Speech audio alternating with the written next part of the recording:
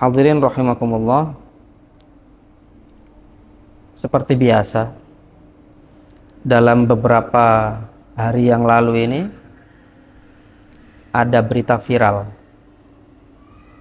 Ya, inilah saat ini yang menjadi pekerjaan kami, yaitu menanggapi atau merespon hal-hal viral yang mana hal itu bisa ditarik yang ada kaitannya dengan agama, yaitu tentang viralnya ulah daripada seorang, ya katakanlah, tiktokers atau selebgram atau influencer, apalah itu sebutannya, yang pasti dia cukup famous, cukup terkenal di media sosial.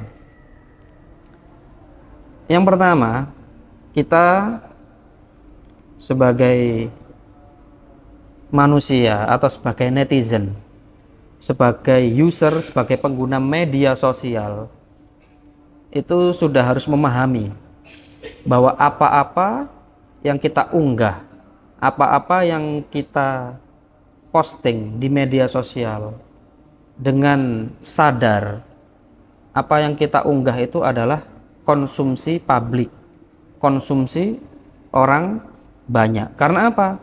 Itu adalah media sosial kita dan kitalah yang mengunggahnya.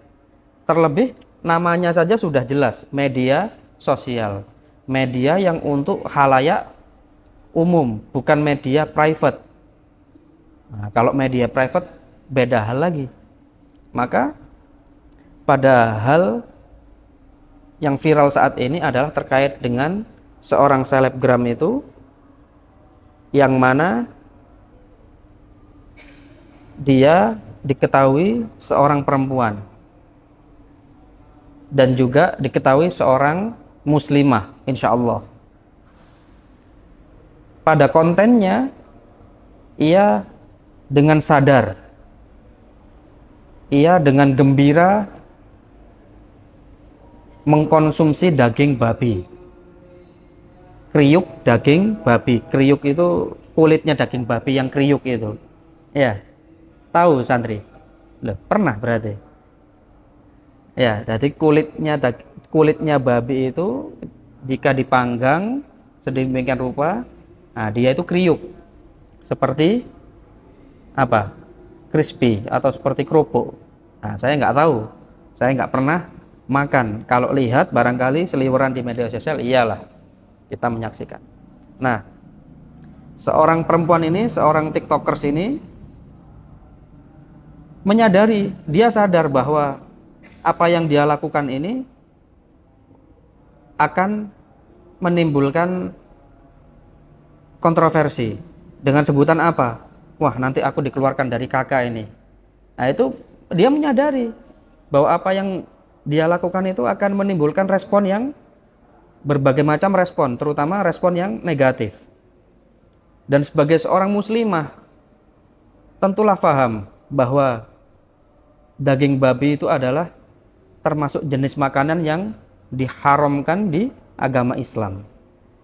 Kenapa masih harus dimakan? Sudah dimakan, dia tahu itu adalah termasuk makanan yang haram. Kemudian dia menyadari bahwa dia akan dikeluarkan dari kakak, meskipun mungkin itu bercanda atau bagaimana. Dan dia mengatakan bahwa dia dengan sadar, apa yang dia lakukan itu dengan sadar, dan dia mengaku sudah 3 kali makan daging babi. Sudah jelas di Al-Quran, di surat Al-Baqarah ayat 173, di surat Al-Ma'idah ayat 3, di surat An-Nahl ayat 115, yang mana teks daripada surat Al-Baqarah ayat 173 dan surat An-Nahl itu ayat 115 itu redaksinya sedikit mirip, hanya berbeda di belakangnya saja, di bihi itu, yang bermakna mirip-mirip, bermakna serupa. Nanti panjenengan cek artinya apa. Yang intinya dengan jelas-jelas, dengan gamblang, bahwa umat Islam dilarang mengkonsumsi daging babi. Maka yang pertama, sebagai umat Islam, sebagai orang Islam yang taat, bahwa larangan mengkonsumsi, larangan memakan daging babi itu adalah merupakan syariat, merupakan perintah yang mana itu tidak boleh dilanggar. Urusan orang pemeluk agama yang lain, Kristen, Hindu, Buddha atau yang lainnya, membolehkan atau menghalalkan itu urusan mereka. Di sini tugas kami adalah mengingatkan bahwa apa yang dilakukan oleh Mbak ini itu adalah salah. Apa yang dikonsumsi daripada daging babi itu adalah haram. Itu yang pertama. Yang kedua, tugas kami di sini adalah mengingatkan dari apa yang dia lakukan. Bukan menjudge, bukan kemudian ngilokno, menjelek-jelekkan, tidak. Karena apa? Ya ini tadi, media sosial. Dari apa yang dia lakukan, kemudian diunggah di media sosial, sehingga disaksikan oleh banyak orang. Termasuk kami juga menyaksikan kericuhan itu di media sosial. Maka karena sudah diunggah, karena sudah diposting di media sosial, maka kami di sini juga memiliki kewajiban untuk merespon, untuk mengingatkan dari apa yang sudah dilakukan. Namun apa yang terjadi? Banyak sekali ustadz-ustadz, para ulama yang mengingatkan. Namun bukan justru kemudian menyadari bahwa apa yang ia lakukan ini salah, kemudian meminta maaf, bukan. Namun malah justru mengumbar, malah ngilok-ngilokno, malah maido para ustadz. Emangnya ustadz itu ya apa suci? Apa baik? Ya tidak, sama seperti saya. Dia berkata begitu. Apa orang-orang yang di luar sana yang menghujat saya itu apakah mereka suci? Ya, tidak semuanya. Kita semua, mau orang awam, mau ulama, mau ustadz, siapapun pasti punya khilaf, punya salah, punya dosa. Namun ketika kesalahan, kekhilafan perilaku kita ini kita unggah di media sosial, maka orang yang melihat itu memiliki kewajiban untuk mengingatkan. Lah kalau kita ini berbuat salah di dalam rumah kita, di kamar kita, tidak ada orang yang melihat, maka ya sudah, berarti hanya kita dan Allah yang tahu. Maka ketika kita melakukan kesalahan, melakukan kekhilafan, melakukan aib, memiliki aib yang dimana di situ ditutup rapat oleh Allah Subhanahu wa taala, maka disitulah tugas kita untuk menutup aib itu. Bukan kemudian ketika kita melakukan kesalahan dengan bangga, dengan bahagia, kemudian mempertontonkan apa yang menjadi kesalahan kita itu. Nah ini malah menjadi bahlul atau jahlun murakkab. Sudah melakukan kesalahan, kemudian dengan bangga mempertontonkan. Lah, ketika sudah mempertontonkan, kemudian ada orang yang merespon. Ya tentu respon ini kita tidak bisa mengontrol apakah respon ini baik atau buruk.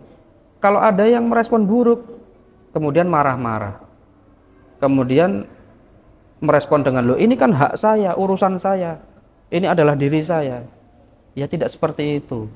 Kalau responnya seperti itu berarti kita masih belum dewasa, belum bijaksana dalam menggunakan media sosial. Perlu kita bijaksana, dewasa dalam menggunakan media sosial. Jika kita sudah memposting itu, kemudian ada orang yang mereact, menstitch atau merespon dengan respon yang kadang-kadang tidak sesuai dengan keinginan kita, maka kita terimalah. Terlebih apa yang kita lakukan jelas-jelas salah. Makan babi, mengakui sudah makan 3 kali dengan kesadaran, maka disinilah tugas kita untuk mengingatkan bahwa yang kita lakukan, yang Anda lakukan itu adalah salah, dan tugas kita adalah mengingatkan, mengajak kepada Anda dan juga beberapa gram yang mengatakan bahwa kenapa babi haram, babi itu halal dan itu juga seorang muslimah, maka mengingatkan untuk istighfar, untuk taubat, kembali kepada Allah Subhanahu wa taala. Allah itu sangatlah adil. Antara makanan yang haram dengan yang halal itu banyak mana? Antara makanan yang halal, yang dihalalkan dan yang diharamkan itu banyak mana? Tentulah banyak yang dihalalkan. Yang diharamkan itu hanya sedikit. Minuman juga seperti itu. Antara minuman yang diharamkan dengan minuman yang dihalalkan, jauh lebih banyak yang dihalalkan. Milo, Nutrisari, es cincau, es cao, es dawet, halal semuanya. Makanan seperti itu, martabak, capcay, kemudian apa? Rawon, soto, pecel, banyak sekali makanan yang dihalalkan. Kenapa sih kita harus memilih makanan yang haram? Beda lagi kalau memang niatnya hanya untuk mencari sensasi, hanya untuk mencari viral, bukan prestasi. Maka disinilah kita harus menyadari bahwa adanya pahala dan dosa jariah. Jika kita melakukan kebaikan, maka pahalanya akan mengalir di dalam diri kita. Ketika orang lain mengikuti kebaikan yang kita lakukan, maka itulah yang disebut dengan pahala jariah. Namun ketika kita memberikan contoh yang buruk dan orang melakukan itu, maka kita juga mendapatkan aliran dosa jariahnya. Maka kita harus waspada. Terlebih di media sosial, itu akan terkenang abadi selama platformnya masih ada, selama Google masih ada, selama internet masih ada. Maka itu akan selalu bisa diputar oleh orang lain, akan selalu bisa disaksikan orang lain. Dan yang menjadi perhatian kita adalah, yang melihat itu bukan hanya orang dewasa, orang yang secara akal dan nuraninya matang. Jika dilihat anak kecil, ternyata makan babi itu boleh ya. Ternyata ini seorang muslimah loh. Kok bisa? Kok boleh makan babi? Kemudian ditiru orang-orang lain. Apa yang terjadi? Disinilah tugas moral kita dalam menggunakan media sosial. Kita harus bijaksana. Itu secara syariat diharamkan oleh Allah Subhanahu wa taala. Belum lagi secara sains, kenapa babi itu diharamkan? Banyak sekali. Bisa kita cek di Google itu. Kenapa babi itu diharamkan? Karena menjadi sumber penyakit. Di dalam tubuh babi itu ada cacing pita, dan banyak sekali cacing-cacing yang bersarang di dalam tubuhnya babi itu.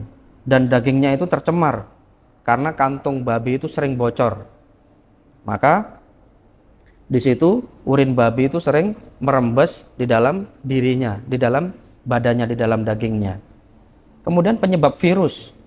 Ada itu virus yang dinamakan dengan virus babi. Kemudian DNA babi itu menyerupai manusia. Maka dikhawatirkan dengan kita mengkonsumsi babi itu, kemudian tabiat atau sifat daripada babi itu akan menular di dalam diri manusia. Dan banyak sekali penelitian-penelitian yang membuktikan, yang menunjukkan bahwa menurut sains daging babi itu tidak layak untuk dikonsumsi oleh manusia. Bukan saya yang mengatakan, banyak sekali penelitiannya. Jadi secara syariat, secara agama, dan secara sains sudah klop. Nah, apabila masih ada oknum-oknum seorang muslim yang mengkonsumsi daging babi, silahkan secara pribadi. Namun jangan pernah diposting, jangan pernah diunggah di media sosial. Maka ketika itu diunggah, maka itu akan menjadi kewajiban orang yang menyaksikan untuk mengingatkan. Maka kita harus kembali kepada Allah Subhanahu wa taala. Juga Nabiullah Muhammad SAW pernah mengingatkan bahwa Allah melarang khamr dan hasil penjualannya. Allah juga melarang bangkai dan juga hasil penjualannya. Allah juga melarang daging babi dan hasil penjualannya.